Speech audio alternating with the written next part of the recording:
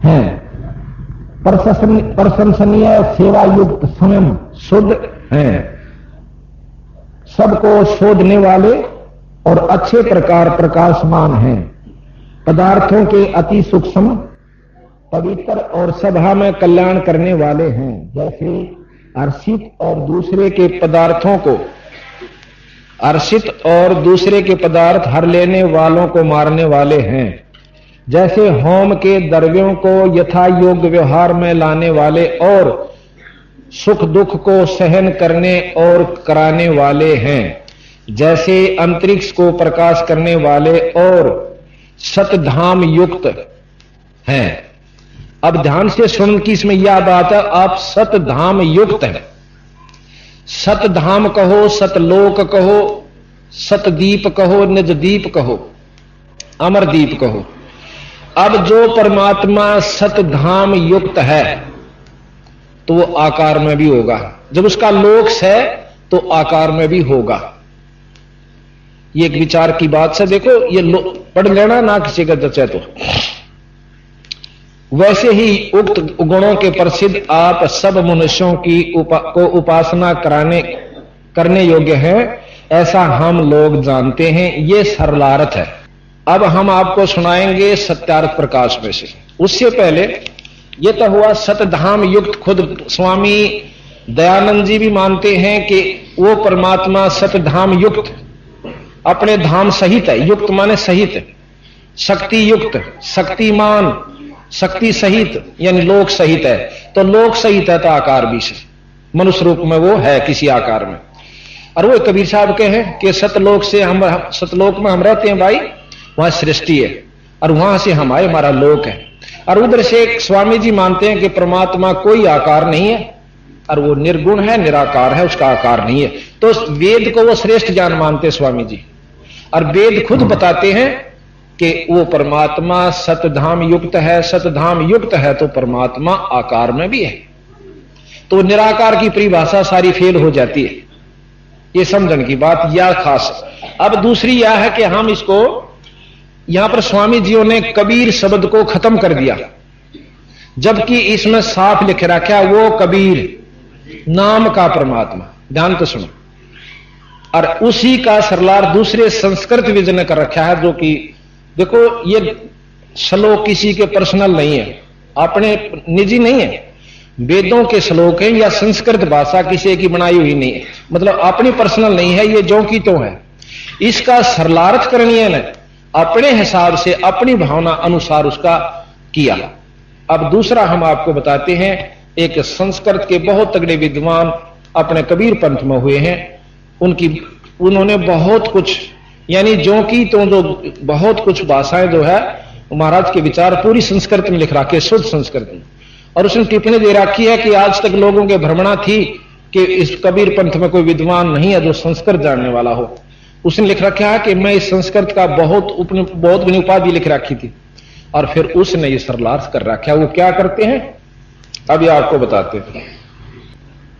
यहां पर है कि 62 पेज पर, अब ये इसमें भी दिया था हमने, अब इसका उच्चारण सुनाते हैं।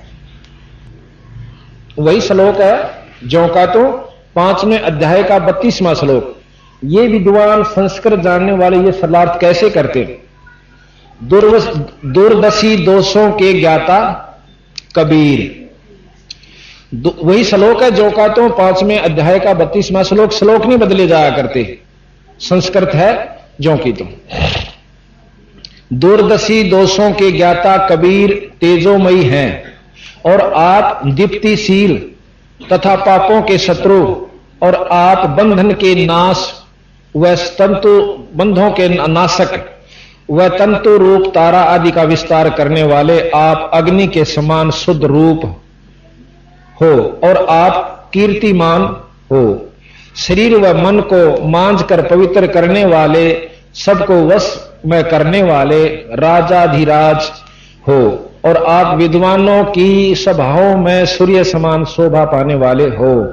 आप आकाश को की पवित्र वायु के सदृश शोधित और पवित्र हो और आप देवता या संतों के निर्मित भोजन की भी को स्वीकार करने वाले हो, सतलोकवासी, सतधाम युक्त यानी सतलोकवासी, वह सब प्रकाशी हो। अब इसमें देखिए, इसमें साफ लिखा कि दुर्दशी दोषों के ज्ञाता कबीर, कबीर नाम को इन्होंने लिया और महर्षि दानव जी ने कबीर नाम को खत्म कर दिया। उनके खत्म करने से नहीं होता, फिर श्याम वेद में कहां करते खत्म? श्याम वेद में अभी आपको सुनाएंगे कबीर साहब के बारे में। माता पार्वती शंकर भगवान से पूछती है कि आप किस कबीर का नाम उच्चारण करते, उसमें के महिमा, वह नरी नरी बताई। इसका संस्कृत थोड़ी थोड़ी सुनाऊं जिसी में नाव है। उसी गसी कबीर अंगारी, कबीर अंगारी, अंगारी का मतलब इन्होंने लिखा है कि दीप्तिशील, और कबीर वो परमात्मा कबीर ही नाम से जाना जाएगा, इसको खत्म नहीं किया जा सकता। तो वो कबीर नाम का परमात्मा सर्व मतलब जिससे सारी सृष्टि दीप्तिमान है, सब तारादि के रचयिता हैं, वो परमात्मा कबीर है, ये प्रमाण। अच्छा, अब हम श्याम वेद बताते हैं आपको। श्याम वेद के अंदर भगवान शिव शंकर महादेव के आराध्य देव कबीर, और गरीबदास जी महाराज कहते हैं हम बैरागी ब्रह्म पद और सन्यासी महादेव, सो हम नाम दिया हम शंकर को, वो करे हमारी सेव। ये कबीर साहब कहते हैं कि हमने सोहम नाम भगवान शंकर को दिया, और भगवान शंकर उस नाम का जाप करते हुए अपनी जो शक्ति संतरित करते हैं। आप देखते हो ज्यादातर शंकर भगवान अपनी समाधि में रहते हैं और ईश्वर को आराधना करते हैं। तो यहां लिखा है कि हमारे प्रेमी पाठक जनों को यह ज्ञात कर अति विस्मय होगा कि महादेव के आराध्य देव सतगुरु कबीर ही हैं। आप सोचेंगे कि लेखक क्योंकि कबीर अनुयायी है, जो चाहता है वो लिख देता है, परंतु ऐसा नहीं। यह लेखक की कल्पना मात्र नहीं है, यह यथार्थ तथा वास्तविक है।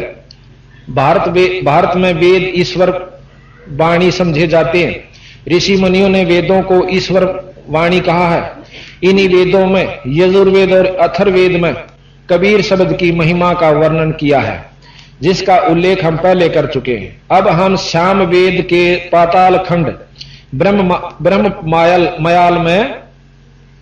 ब्रह्मयामल में से कुछ श्लोक चुनकर प्रमाण के रूप में प्रस्तुत करते हैं। वैसे यह 100 श्लोक हैं। इन सब श्लोकों को यहां देने की गुंजाइश नहीं है। फिर भी पार्वती जी ने अपने पति से जो प्रश्न किया और महादेव ने 100 श्लोकों में उत्तर दिया, अपने पाठकों के विचारार्थ रखते हैं। महादेवी पार्वती ने प्रश्न किया, हे स्वामी, आप स्वयं देवताओं के महादेव हैं, पुनः आप किस ईश का ध्यान करते हो, किस देव का ध्यान करते हो? और कबीर शब्द को 3 अक्षरों का है, वह कबीर कौन है, वह किन देवताओं में से है? अब कबीर साहब भी कहते, जैसे आपने सुना है, कक्का केवल नाम है, बब्बा ब्रह्म शरीर, और रर्रा सब में रम रहता का नाम कबीर। और वही वेद कहते हैं श्याम वेद। और ये महादेव जी इसमें सारा प्रमाण देते हैं कि कैसे ये बनता है, रे से ये बनता है, फिर दोबारा फिर उनका दूसरा उत्तर फिर देते हैं कि कैसे ये बनता है, बै से ये बनता है, रे से ये बनता है। फिर यानी 5-6 बार महिमा उसी कबीर शब्द की गाई है। यहां कबीर नाम जो है, ये भी वेदों में प्रमाणित है कि वो ईश्वरीय नाम है, ईश्वरीय शक्ति का नाम है।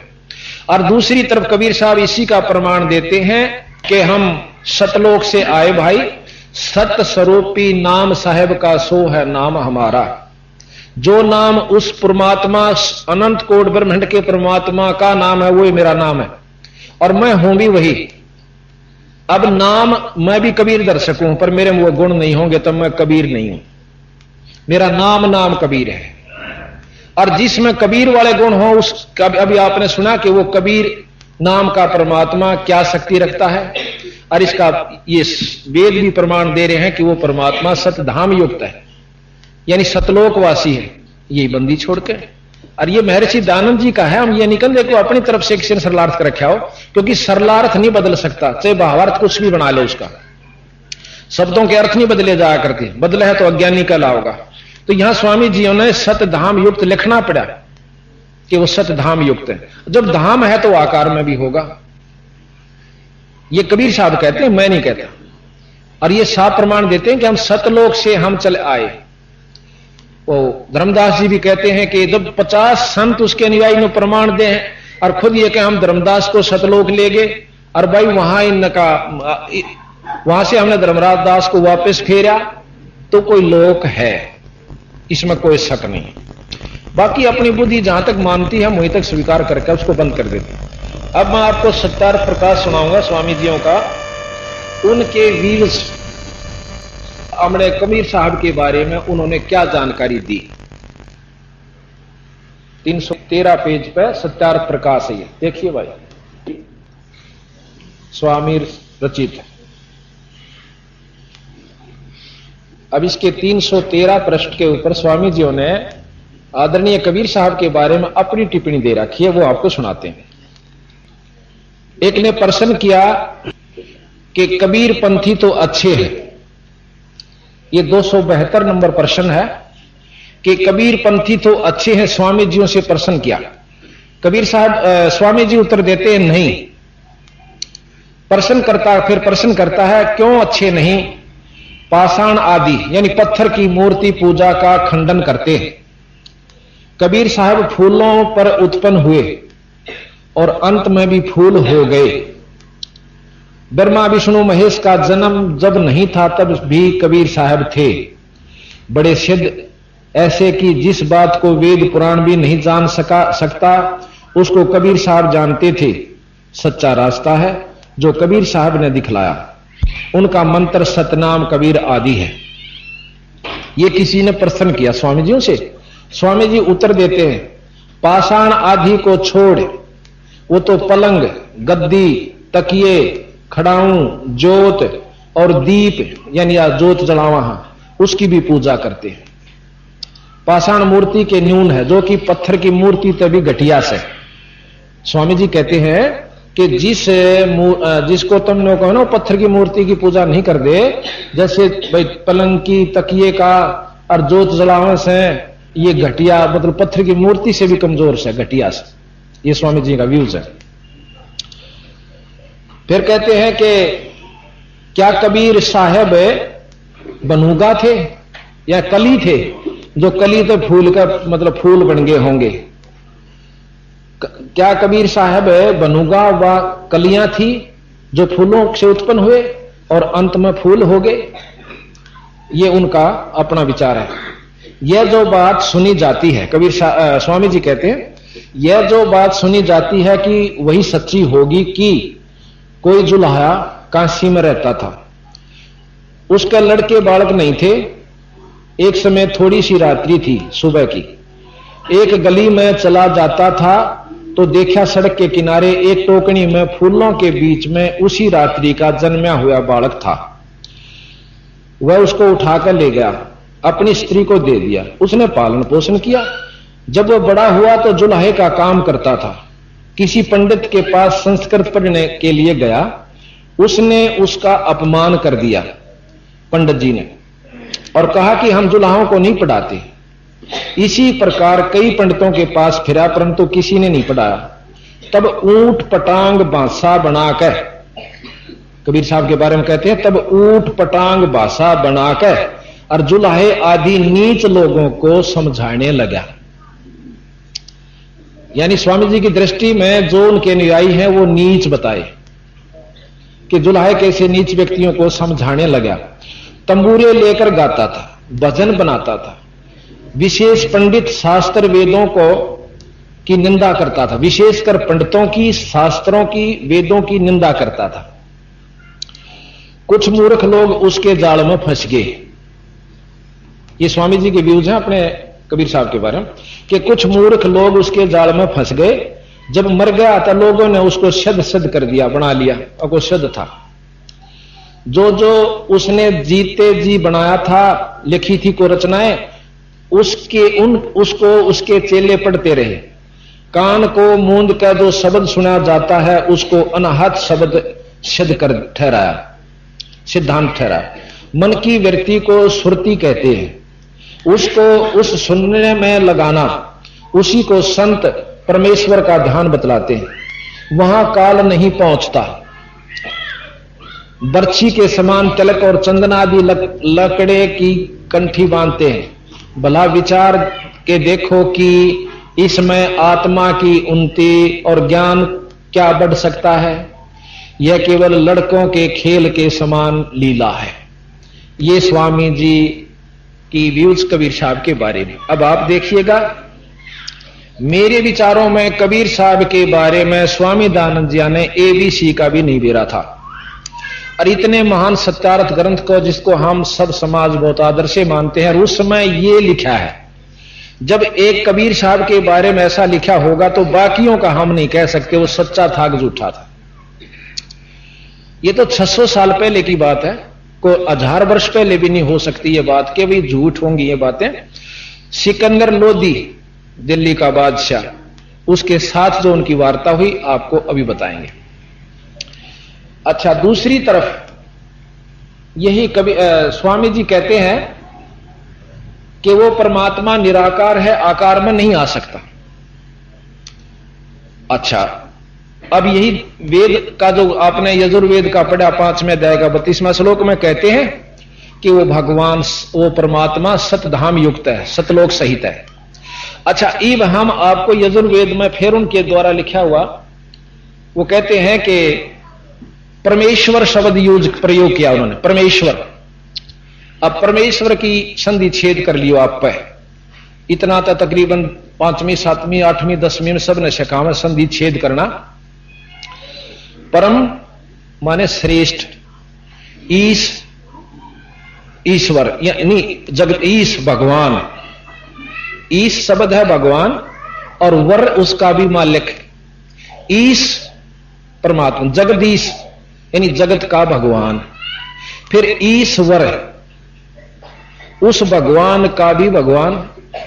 ईश्वर 2 तो हुए, एक के शब्द में 3 शब्द हुए से। और फिर परमेश्वर,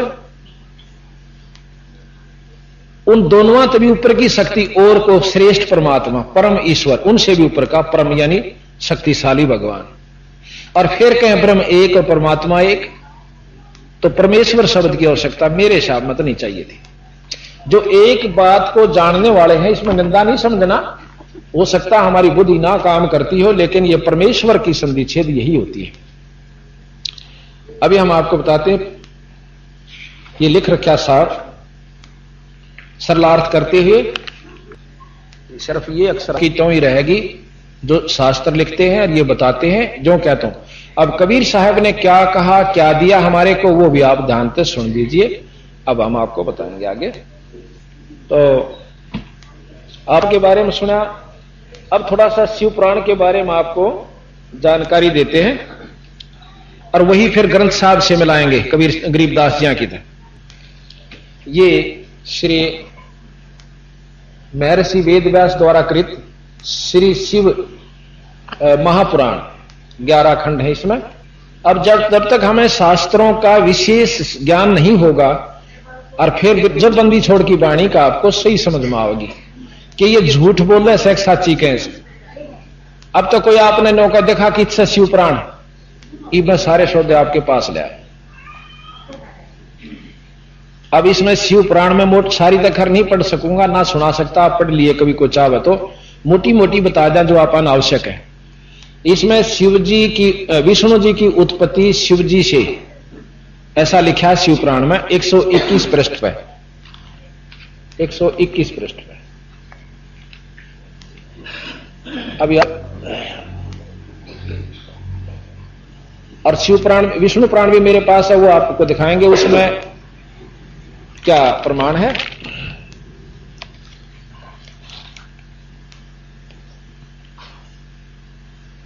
इसमें लगा कि यह ब्रह्मा जी बोले कि हे ब्राह्मण, तुमने लोक कल्याणकारी व बड़ा ही उत्तम प्रश्न किया है, क्योंकि महाप्रलय के समय सब सथावर जंगम नष्ट होने पर जब सूर्य ग्रह तारों के से रहित होकर अंधकार में हो गया था और चंद्र दिन रात, अग्नि, वायु, पृथ्वी, जल कुछ भी नहीं था, तो प्रधान आकाश और अन्य तेज भी शून्य हो गया था। जब सत असत स्वरूप कुछ भी नहीं था, रह गया था, और जिसको निरंतर हृदयाकांक्षाओं में देखते हैं, जो मन वाणी से परे इंद्रियों के विषयों से रहित, नाम रूप और वर्ण रहित, स्थूल तथा सूक्ष्म भी नहीं है, हर्षव दीर्घ व लघु गुरु घटना बढ़ना भी कुछ नहीं होता, वह सत्य ज्ञान और अनंत स्वरूप तथा परमानंद परम पुरुष है, जो ज्ञानतम और शोभायुक्त है, जो अमूर्त परमतव है, वही सदृश सदाशिव की मूर्ति है। ये मतलब ये है कि वो सदाशिव की मूर्ति है जिसमें ये गुण है। इसी को पंडित अवर्चनीय और पर्चनीय, अवर्चनीय तथा प्राचीन ईश्वर की मूर्ति कहते हैं। उसने अपने शरीर से स्वच्छंद शरीर वाली, कभी नाश न होने वाली शक्ति प्रकट करी, शिवजी ने करी। वही प्रधान प्रकृति, वही गुणवती माया और वही विकास से रहित बुद्धि तत्व जननी माता कहलाई। वही शक्ति अंबिका, प्रकृति संपूर्ण लोकों की ईश्वरी, त्रिदेवों की माता। अब देखो इसी में दोबारा फेर के कहें, वह तीनों देवताओं की मां। अब तीन देव की तरह के भाई, तीन देव ब्रह्मा विष्णु शिव। अरिब यानो कैसे कि वह है तीनों देवों की माता भी है, अष्टांगी, यानी ज्ञान को उलझाना, सुलझे नहीं। अब यहां कहते शंकर भगवान से ने अपनी शक्ति तय वह माता उत्पन्न करी, और फिर वह माता बोला तीनों की माता, त्रिदेवों की मां। अब बताओ तीसरा फिर कौन, वो चौथा और अलग हुआ फिर इसका मतलब। अब विचार से सुन की बात से। और कबीर साहब फिर इसका सीधा सरल भाव से बताओगे, वो कल शुरू करेंगे हम। एक हमने बोर्ड बनवा रखा पूरा लंबा चौड़ा, जिसमें सारा वर्णन दे रखा है, और वो फिर इन सारे शास्त्रां जोड़ देगा। अकिया नोर नो थी भाई, ये गलत हिसाब से, अपने मन हिसाब से जोड़े गए। तो यहां लिखा है त्रिदेवों की माता नित्य और मूल कारण कही गई, जिसकी 8 भुजाएं हैं, और जो विचित्र मुख वाली सुप्रभा है। सदाशिव ने उस शक्ति को साथ लेकर शिवलोक नामक क्षेत्र की रचना की। उसी उत्तम क्षेत्र को काशी कहते हैं, जो परम मोक्ष को देने वाली और सर्वप्रिय है। उस क्षेत्र में परमानंद शिव पार्वती सहित, शक्ति सहित निवास करते हैं। अब पार्वती सहित शिव निवास करते हैं, और उधर कहते हैं शिवजी ने ही वह माता भी तैयार की। वो शिव कौन है, अब ध्यान से सुनना। सदाशिव ने उस शक्ति को साथ लेकर, अच्छा, निवास करती है। हे मुने, प्रलय काल में भी वह क्षेत्र शिव पार्वती से रहित नहीं होता, और उसी से उसका अभिमुक्त कहते हैं। अच्छा, अब फिर कहते हैं धनुषधारी शिवजी ने पहले इसमें एक आनंद वन बनाया था। ये शिवलोक का जिक्र कर रहे हैं। उस आनंद वन में शिवा शिव के रमण करते करते करने पर हे नारद जी, उन्हें किसी दूसरे पुरुष से के निर्माण की इच्छा हुई, और उन्होंने सोचा कि हम इसका भार किसी दूसरे पर देकर शांति से काशी में केवल शयन करें। इस प्रकार निश्चय करके उसके दक्षिण के 10वें अंश में सुधा रूप आसव का व्यापार किया, जिससे त्रिलोक में एक सुंदर पुरुष का आविर्भाव हुआ, जो शांत और सतोगुण से युक्त एवं गंभीरता में सागर के समान था। तब उस अजय पुरुष ने प्रकट होकर परमेश्वर शंभु को प्रणाम कहा कि हे स्वामिन, मेरा नाम कहकर मेरे कर्मों का भी तो कहो। यह सुनकर प्रभु शिवजी हंसकर बोले कि सर्वत्र व्यापक होने से जगत में तुम्हारा विष्णु नाम प्रसिद्ध होगा। अब शंकर जियों से शिवजी भगवान ने विष्णु की उत्पत्ति दिखा दी। अब इसको घना पढ़ लो चाहे थोड़ा, इतना बतेरा हमने जिसके लिए हम पढ़ना चाहते थे। भक्तों को सुख करने वाले तुम्हारे और भी बहुत से नाम होंगे, तुम परम कार्य साधन के लिए दृढ़ता से तप करो। अब कहें विष्णु जी तप करके अरे साधना पाई। चलो, इसके बाद ब्रह्मा की उत्पत्ति विष्णु से, अब कहते हैं कि फिर ब्रह्मा की उत्पत्ति विष्णु जी के नाभि कमल तक हुई, ये भी प्रमाण, ये आपको फोटो भी दिखाया था। और शिव पुराण में क्या, विष्णु पुराण क्या कहता है वो कल भी दिखाया था, पर ईब जरूरी होगा दोबारा उसको दिखाना, क्योंकि प्रकरण वही चल रहा है। अब आप देखिएगा इस फोटो में विष्णु भगवान से उत्पत्ति दोनों देवता, विष्णु भगवान से उत्पत्ति है नाभि कमल से ब्रह्मा, और शंकर जी को खुद विष्णु भगवान अपनी शक्ति प्रदान कर रहे हैं जब छोटे से थे। साफ आगे हो गए। ये ब्रह्मा जी, ये शंकर जी, और विष्णु जी यहां कमल के फूल पर बैठे हुए हैं। और इनकी नाभि से कमल की डंडी निकली, उसमें से कमल उत्पन्न हुआ, उसमें ब्रह्मा की उत्पत्ति बताते हैं। ये विष्णु पुराण अनुसार है। ये चित्र पढ़ लो चाहे ना पढ़ लो, चाहे सुना भी दूंगा, ये विष्णु पुराण के अनुसार है कि भगवान विष्णु से दोनों देवताओं की उत्पत्ति हुई। अब बताओ विष्णु पुराण ने सच्चा माना कि शिव पुराण ने मानेंगे, या ब्रह्मा से? फिर आप देखियो ब्रह्मा से सारी उत्पत्ति है। ब्रह्म कुमारी आप जाकर देखिएगा, यहीं पर आश्रम अपने में, वो कहते हैं कि श्री ब्रह्मा जी जो है एक जगत में पहले पुरुष आए, उसको भगवान की संज्ञा में लेते हैं और उनसे सारी उत्पत्ति हुई। अब कबीर साहब के कहते हैं, वो भी सुनियो आप काल। फिर कबीर साहब बिल्कुल दाना दाना गिन के, और वो फिर आपका समझ में आओगा बंदी छोड़ ठीक है ऐसे, अकीय शास्त्र ठीक है। अच्छा, इसके बाद विष्णु जी को इतना कमजोर सिद्ध कर रखा शिव पुराण में। आप देखिएगा कि एक समय राजा दक्ष ने, ब्रह्मा की उत्पत्ति सुनो पहले, और फिर उनकी आपस में विष्णु से झगड़ा होता है ब्रह्मा का। 123 पेज पे। अब पढ़ के सुना देता हूं, एक मिनट का है। ब्रह्मा की उत्पत्ति है। ब्रह्मा जी बोले, हे श्री नारायण, के शयन करने पर शिव जी की इच्छा से उनकी नाभि में से एक कमल की उत्पत्ति हुई। नारायण के शयन करने पर शिव जी की इच्छा से और नाभि के कमल तय एक कमल उत्पन्न हुआ नाभि से, जिसका विशाल और अनंत योजन का विस्तार और अनंत योजन की ऊंचाई थी। उसके साथ ही साथ अर्थात पार्वती सहित शिव जी ने मुझे उत्पन्न किया। इस प्रकार मैं, यानी कहते हैं कि उस कमल तय शिव जी ने विष्णु की नाभि में पैदा किया फूल, और मैं अपनी कृपा से फूल पर पैदा करके डाल दिया। ये ब्रह्मा जी की, मतलब शिव पुराण का अपने पात्र बना करके रचना की गई। शिव जी को प्रधान सिद्ध कर रहे हैं। इस प्रकार रहनेगर प्रकट हुआ, जिसके 4 मुख, लाल मस्तक और त्रिपुर धारण करते हुए मैंने उस कमल के अतिरिक्त और कुछ भी नहीं देखा। अतिरिक्त वहां मैंने कमल का फूल दिखा, कुछ नहीं दिखा। उस समय मुझे कुछ भी ज्ञान नहीं था, जिससे मैंने न तो यह जाना कि मैं कौन हूं और मुझे किसने उत्पन्न किया।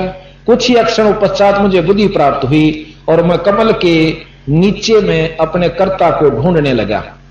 हे मुने, तब मैं एक एक नाल को पकड़ता हुआ 100 वर्ष तक मैं नीचे को चला, किंतु मैंने वहां भी कमल की जड़ को नहीं पाया। फिर मैं कमल के ऊपर जाने की इच्छा करने लगा। हे मुने, जब मैं कमल के मार्ग द्वारा मैं ऊपर आया तो कमल की कली कली वहां मुझे तप करने की मंगलमय वाणी सुनाई पड़ी। इस मोह नाशक आकाशवाणी को सुनकर मैं अपने पिता के दर्शन करने की इच्छा से फिर तप करने लगा और 12 वर्ष तक कठिन तप किया।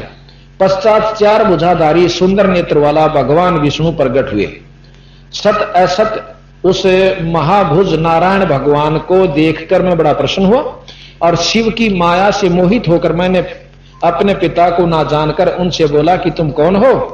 फिर मैंने अपने हाथ से उस सनातन पुरुष को जगाया, परंतु मेरे तीव्र हाथों द्वारा जगाए जाने पर वह अक्षण मात्र के लिए ही जागे और मुख से बोले कि तुम निर्भय होकर जाओ, मैं तुम्हारी संपूर्ण मनोकामनाओं को पूर्ण करूंगा।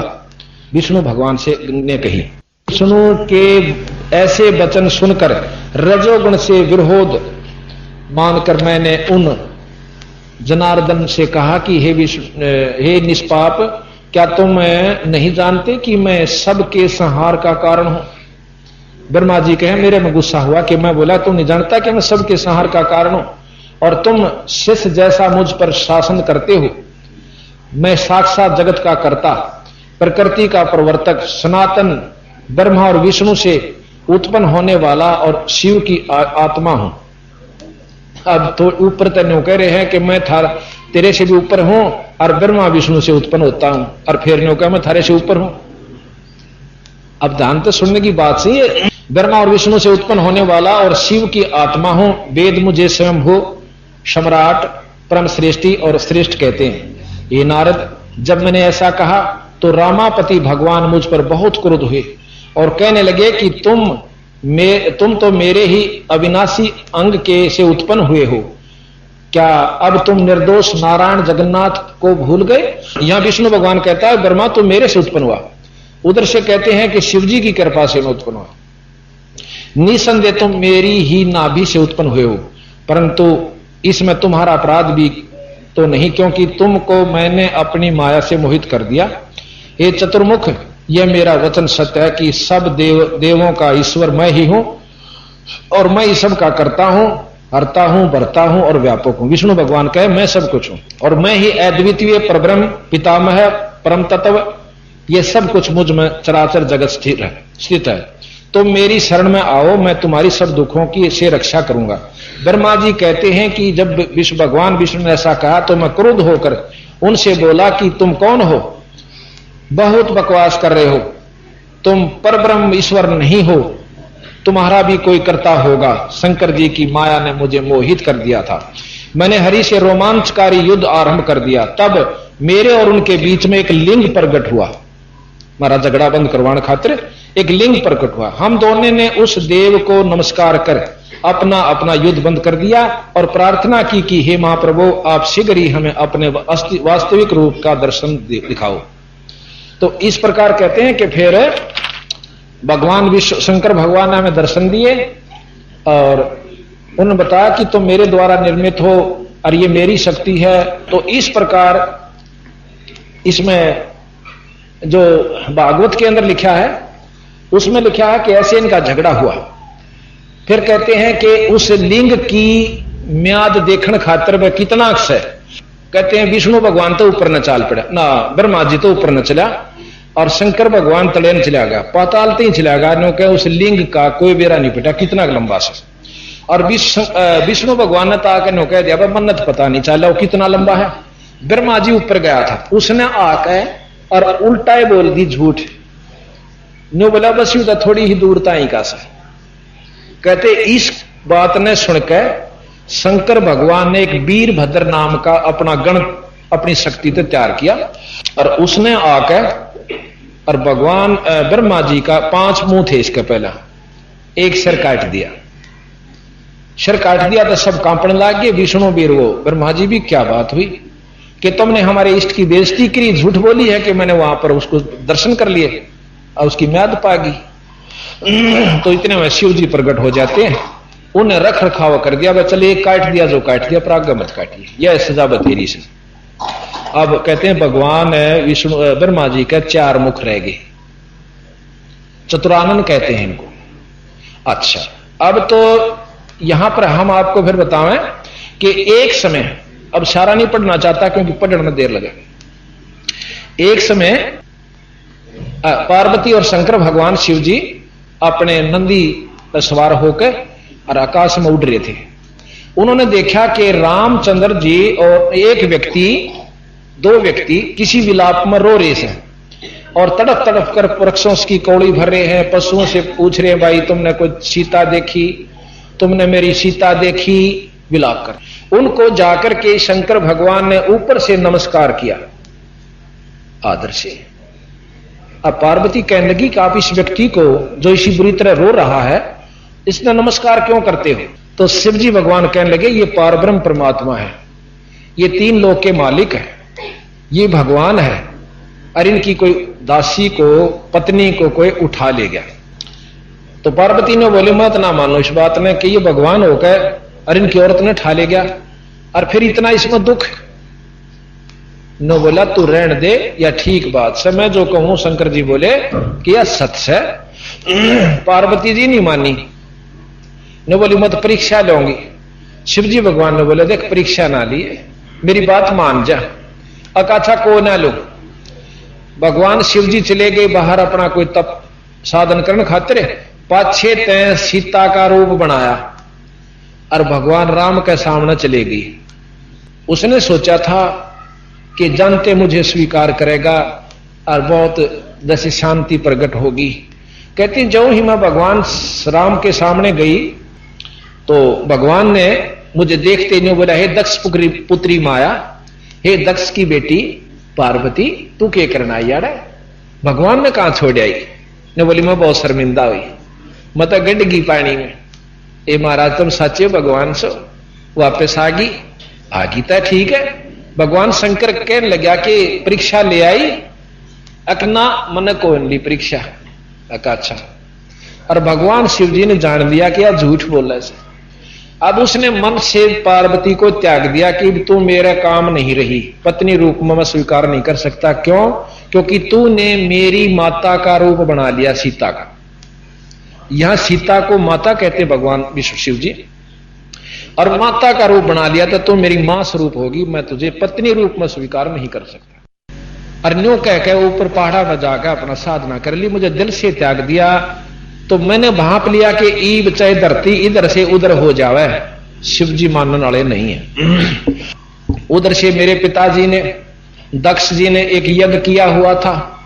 उस यज्ञ में जाके देखा, उसने सोचा चला अपने घर ने चाली बोर तक में साधन नहीं, घर जावे से तो महाराजा दक्ष ने एक यज्ञ करवा रखा, उसमें हवन कुंड बनवा रखे, सभी राजाओं को और बाकी जमाइयों को सबका आदर दे रखा, सबका ना आ रहे थे उनका भाग काट रखा। पर शिव जी नहीं गए हुए थे, ना बुलाए थे और उनका भाग भी नहीं काट रखे थे। अब पार्वती जाके सब जगह देखा है कि हमारा तो कितना नाम न गोआ और ना मैं बुलाई। अपने पिता ते छो मां के कहती है कि तेरे जैसे नीच पिता के दर्शन में भी पाप लगे, तना अपने जमाई का भी भाग नहीं कटा और अपनी पुत्री को भी नहीं बुलाया। तो वो कहता है, दक्ष गुस्से हो जाता है कि नीच बालिका, तुझे ज्ञान नहीं कि वो मेरा दुश्मन है, मेरा जमाई नहीं है, मेरे से जो है ना मेरी इच्छा के विरुद्ध तूने शादी की थी और मैं ना बुलाऊं और ना मेरा वो पसंद। वो तो गल में सांप घालने रहे और गल के अंदर जो है ना रूंड बाड़ा सर घाल रहा कपाल और पागला वाला हाल, मैं उसको यहां बुलाऊं? कहने लगी मुझे बड़ा गुस्सा आया, अकेले मैं तेरा यज्ञ करवाऊंगी पूरा ही। उसके हवन कुंड में जड़कर मर जाती है पार्वती जी। शंकर भगवान ने ज्ञान हुआ, कहते उसने वीरभद्र को प्रकट किया और अपने कई उनको साथ में लेकर भेजा गणों। अच्छा, वहां पर ब्रह्मा जी और विष्णु जी दोनों उपलब्ध थे। विष्णु जी की आज्ञा से वो किया गया था यज्ञ। अब वीरभद्र आवा है, दक्ष को पता चल गया कि वीरभद्र आवा है और आपको नष्ट कर देगा। तो विष्णु जी से अर्ज करी कि महाराज मेरी रक्षा करो। विष्णु जी कहने लगे कि वीरभद्र का आगे मेरी नहीं बसाओगी। अब विष्णु भगवान की यहां पर समर्थता का आप विचार कीजिए। विष्णु भगवान एक शिव जी के गण के आगे न्यू कैसे कि मेरी नहीं बसावेगी, और दक्ष भाई तने गलती करी, बुला लेना चाहिए था। ने बोला जी होगी सो होगी, मेरी रक्षा करो। भाई मेरे बस की बात नहीं, चलो कोशिश करूंगा। तो यहां लिखा है कि वीरभद्र आया, वीरभद्र ने आकर राजा दक्ष की नाड़ काट दी ना। हाँ, पहले विष्णु भगवान झगड़ा करता है, ब्रह्मा जी तो खिसक गया, रह गए विष्णु जी। विष्णु जी ने अपना चक्कर सुदर्शन वीरभद्र पर छोड़ा, सुदर्शन चक्कर समेत वीरभद्र ने उसको जाम कर दिया, यानी खंबे की तरह खड़ा हो गया और न्यू जाम हो गया। विष्णु भगवान ना आगे न चाले ना पाछे और न्यू आंख ठहर गई। ऐसा लिख रहा क्या ये शिव पुराण में?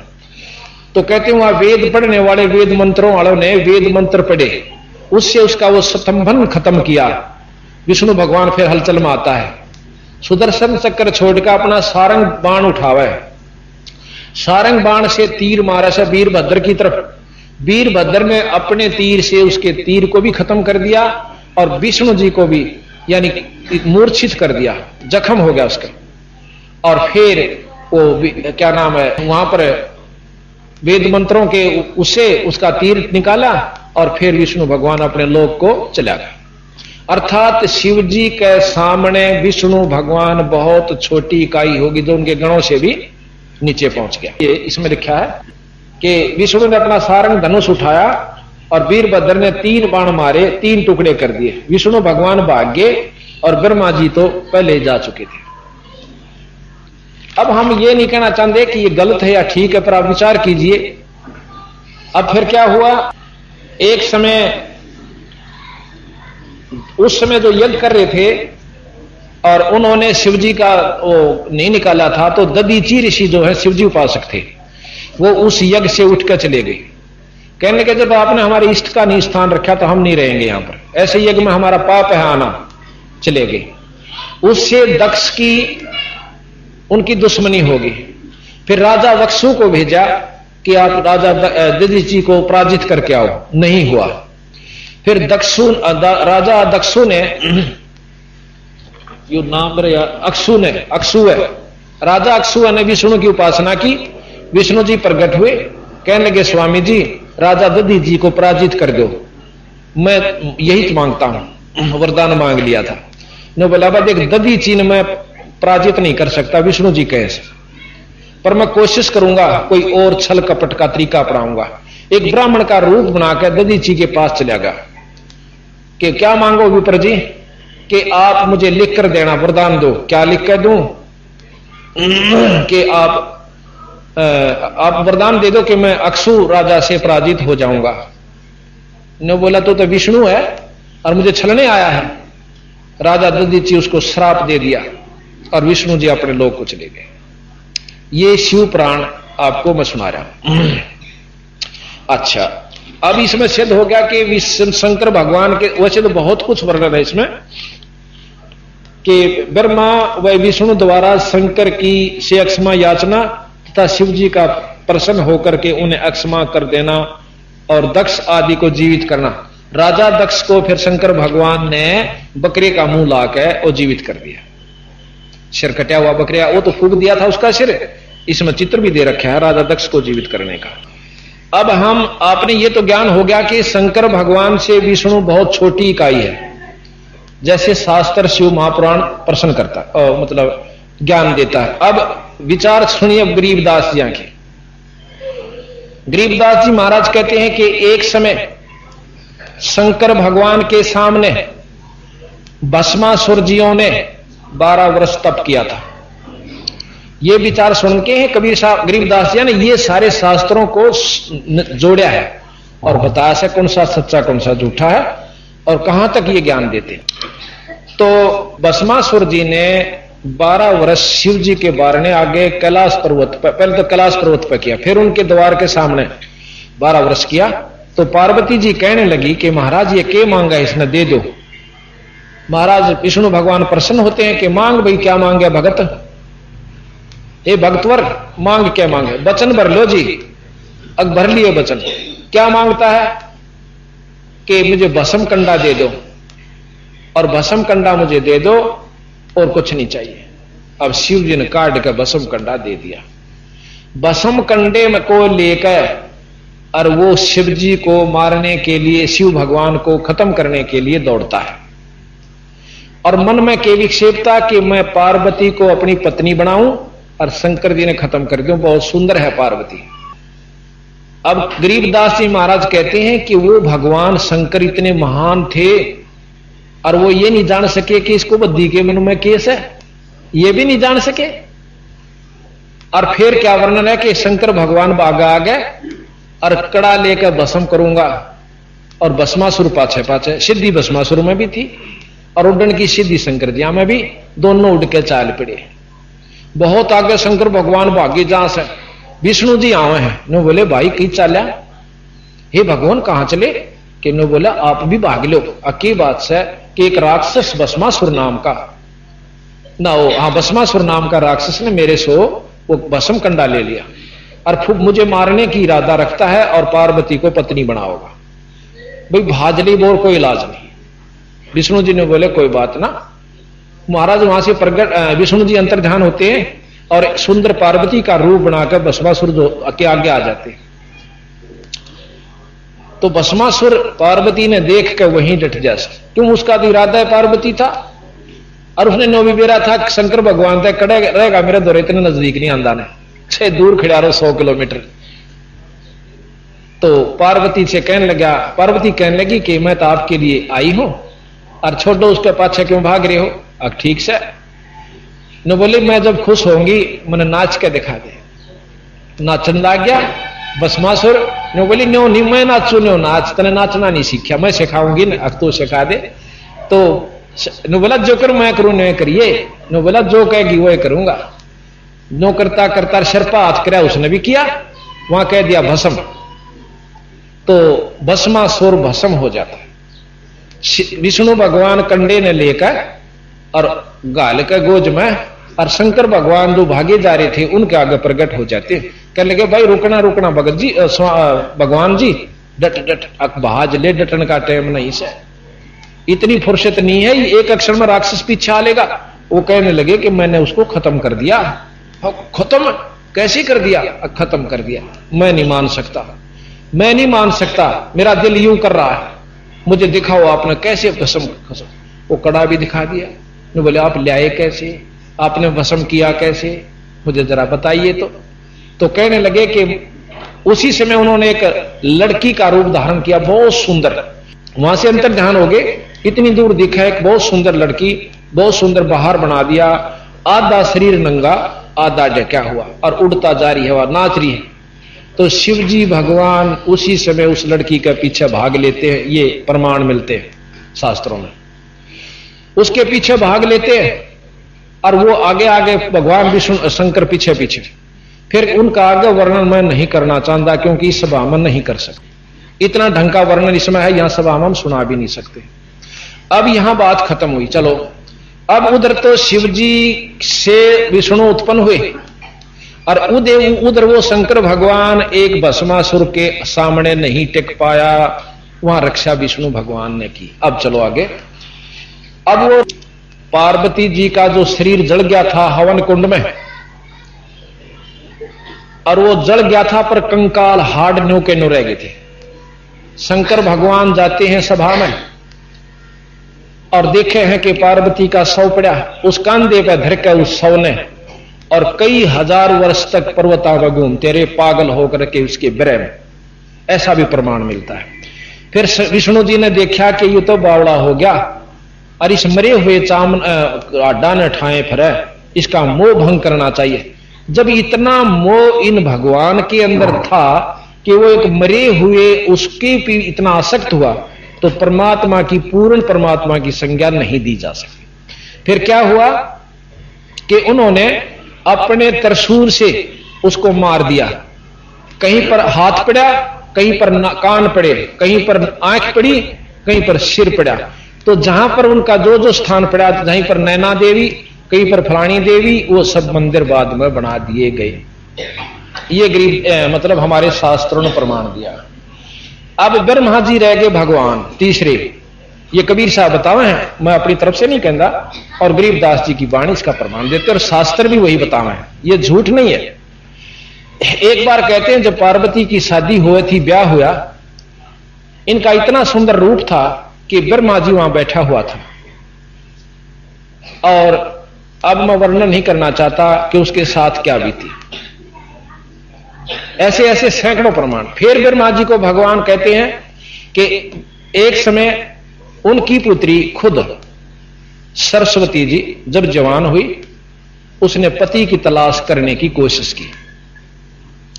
तो ब्रह्मा जी उससे कुछ क्षण पहले देवताओं को अपनी सभा में प्रवचन कर रहा है कि भी देखो, बुरे कर्म का बुरा फल होता है, परतरियागमन का महापाप होता है। जैसे गरीबदास जी भी कहते हैं कि पर द्वारा स्त्री का खोला 70 जन्म अंधा हो डोला, सुरापान मद मांसाहारी गमन करे भोग पर नारी 70 जन्म कटत ऐसी साक्षी साहिब है जगदीश। ये बहुत लंबे लंबे प्रवचन कह रखे। और भाई देव वही है जो अपनी इंद्रियों को वश में कर लेता है, अपने मन को काबू में कर लेता है, और बाकी तो सब कदे और कुत्ते की संज्ञा में होते हैं जो इनको काबू नहीं कर सकते। ऐसे ऐसे प्रवचन ब्रह्मा जी खुद कर रहे हैं। इतनी देर में सरस्वती जी बहुत हार श्रृंगार करके उनकी पुत्री और ब्रह्मा की सभा में आए हुए देवों में से अपने पति चुनने की इच्छा से जाती है। कहते उसी समय ब्रह्मा जी का मन डामाडोल हो जाता अपनी पुत्री देख के, और सिंहासन से उठ के उसकी कौड़ी भर लेता है, जैसे अश्लील व्यक्ति पिक्चरों में आप देखते होंगे मुस्कुराते हुए। कहते हैं शिवजी वहां पर प्रकट हुए, शिवजी ने उनके सिर पर थाप मारी, ब्रह्मा इस शरीर न छोड़ दे, और तन तो नष्ट कर दिया, भ्रष्ट हो गया तू तो। ब्रह्मा का शरीर शंकर जी ने खत्म कर दिया, फिर नाभि कमल तो प्रकट हुआ। मतलब इस प्रकार की व्याख्याएं आपने शिव पुराण, विष्णु पुराण, ब्रह्म पुराण के अंदर सुनने को मिली। अब गरीबदास जियों की हम आपको वाणी सुनाते हैं। अब आप विचार कीजिए कि इनमें फिर परमात्मा कौन सा रहा, और यह भी नहीं कह सकते कि भगवान नहीं थे। जैसे परमात्मा की परिभाषा हमने काल भी बताई थी, आज फिर थोड़ी सी रिवाइज करते हैं। परमात्मा जो है, भगवान कहो, अल्लाह कहो, गॉड कहो, खुदा कहो, रब कहो, यह उस शक्ति का नाम है। गॉड इज द पावर, जिसमें जितनी शक्ति उतना ही गॉड। जैसे डीसी जिलेता ही का भगवान से साहब से, और कमिश्नर 4-5 जिलों के ऊपर साहब है, और फिर इनके ऊपर मंत्री तथा मुख्यमंत्री भी साहब को आते हैं। जितनी जिसमें शक्ति है उतने वो साहब है। फिर प्रधानमंत्री भी साहब है। अब ये भी नहीं कह सकते कि इनके अंदर ये विकार नहीं हो सकते, यानी जो काम मुख्यमंत्री कर सकता वो डीसी कद्दे नहीं कर सकता, और जो प्रधानमंत्री कर सकते हैं उस कार्य को ना डीसी और ना मुख्यमंत्री भी, क्योंकि प्रधानमंत्री में वो शक्ति होती 6 महीने तक अपने देश के नागरिक को वो किसी भी राज्य का मुख्यमंत्री बना सकता है, उसने जरूरत नहीं इलेक्शन करवाने की। यानी मुख्यमंत्री भी बना सकता है प्रधानमंत्री, तो उसमें बहुत शक्ति हो सकती है। तो इसी प्रकार 3 लोक के भगवान ब्रह्मा विष्णु महेश, और 3 लोक में जो यह प्रक्रिया है बिल्कुल ठीक, इस 3 लोक की व्यवस्था यही रहेगी भाई। ना तो स्वर्ग में सुख, वहां भी देवताओं का जूत बाजे, क्योंकि ये स्वर्ग की प्रक्रिया आप सुन रहे हो।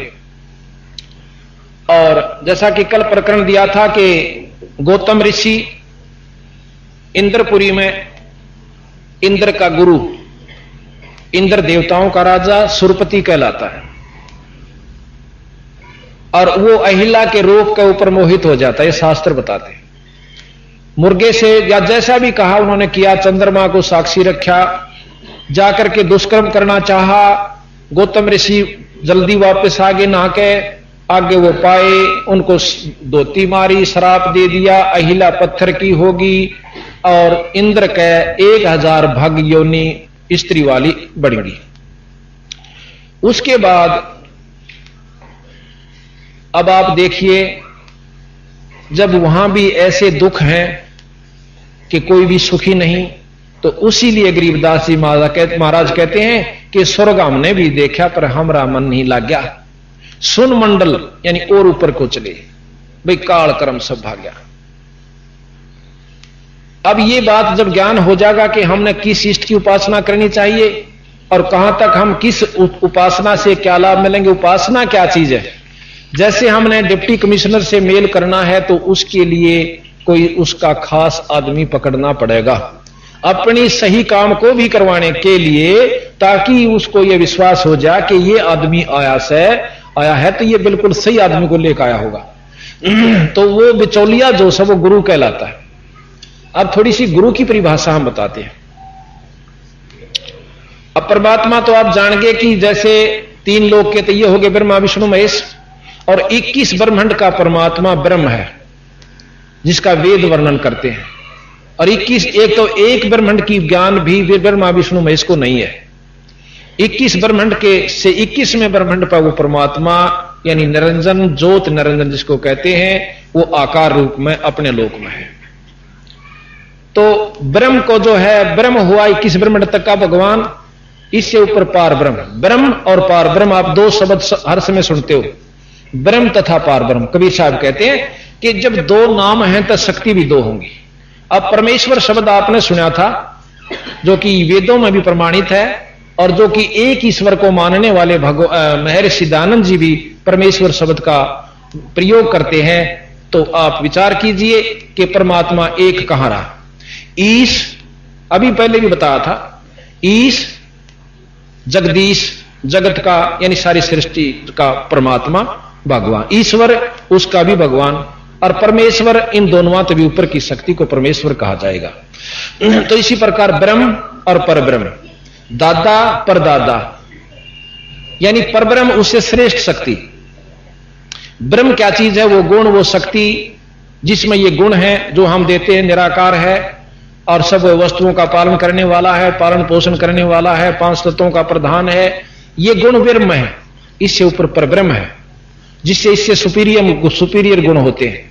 उसके ऊपर पूर्ण ब्रह्म, और कबीर साहब बताते हैं कि पार ब्रह्म से ऊपर एक पूर्ण ब्रह्म शक्ति है, जिसको सतलोक के मालिक सतपुरुष कहा।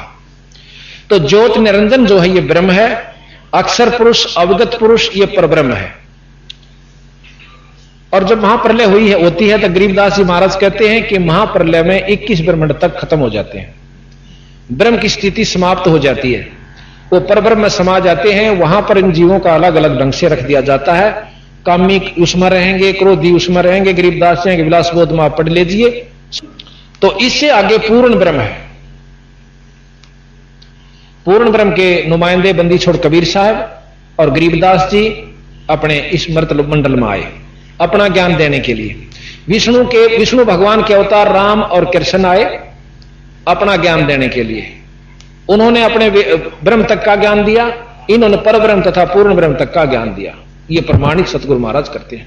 फिर महाराज ने इन्होंने कहा कि देखो जितनी भी शक्ति विष्णु भगवान में है वो 3 लोक के अंदर सबसे अच्छी बताई, क्योंकि सात्विक मतलब सतोगुणी है और सबके पालन करता है, इनको बिसराया नहीं। पर यह जरूर बता दिया कि ये 3 लोक तक के परमात्मा है, इनसे ऊपर एक और शक्ति है जिसको ब्रह्म कहते हैं, ब्रह्म से ऊपर परब्रह्म और पूर्ण ब्रह्म। अब हम गुरु की, अब कहते हैं ना संत सब बराबर होते हैं, गुरु सब बराबर होते हैं, नहीं। गुरु नाम बराबर हो सके पर गुण में अंतर होता है। अब गुरु थोड़ा सा बताएं, गुरु क्या होता है? गुरु एक बिचौला होता है जो कि जिस व्यक्ति से हमने काम लेना हो उसका खास आदमी से हम मिलेंगे तो वो काम हो पाएगा। आम व्यक्ति से नहीं होगा जो कि वहां तक पहुंचता नहीं और उड़े नो कह मैं तो खूब जानू सूसने और मेरा खास आदमी से और उन बंडाएं जाग तड़के मिलेगा, आज नहीं मिलता। तो इस प्रकार जो नकली गुरु हैं, जो जिस इष्ट की उपासना करते हैं, उनका भी पूरा लाभ नकली गुरुओं से नहीं मिल सकता, ऐसा कबीर साहब बताते हैं। प्रथमतः जिस भी इष्ट की हम उपासना करना चाहें वो पहले इष्ट सेलेक्ट करना। अब आपको ज्ञान होता चला जाएगा अपने आप कबीर साहब के अनुसार कि ईब हमने भक्ति किसकी करनी चाहिए। 3 लोक की व्यवस्था बताएंगे, उसमें क्या होता है। सतलोक में जाएं पाछे जीव की किस स्थिति होती है और वहां किस आकार में यो जीव होता है, वहां पीव रूप में होते। इस प्रकार अब हमने पहले सिलेक्ट किया, मान लो विष्णु भगवान की उपासना। विष्णु भगवान का उपासक प्रथम तो वो संत चाहिए जो विष्णु जी का उपासक है, और फिर उसके बाद हमने